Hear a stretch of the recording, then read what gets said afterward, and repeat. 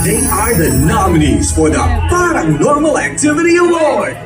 Arman Mandapa, the CEO. Daryl Shane Jandani, the CEO.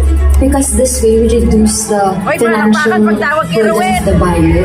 Dominic Aviola Jr., My Forever.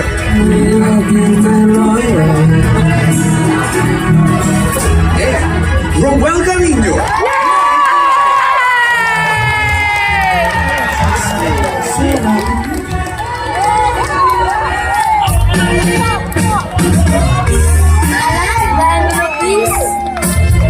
Oh, come on.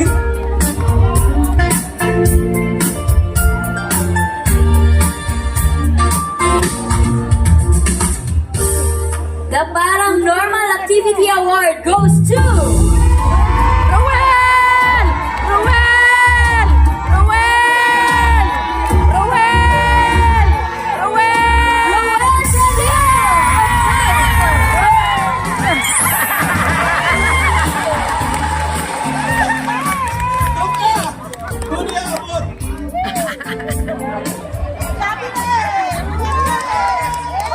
Yay! Hello. Our gods.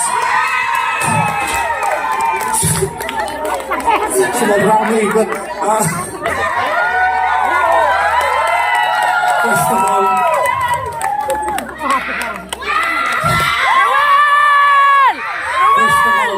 Cover Cards. Salamat po sa inyong suporta doon po sa ating voting voting doon sa post. Salamat po sa TV saan talaga.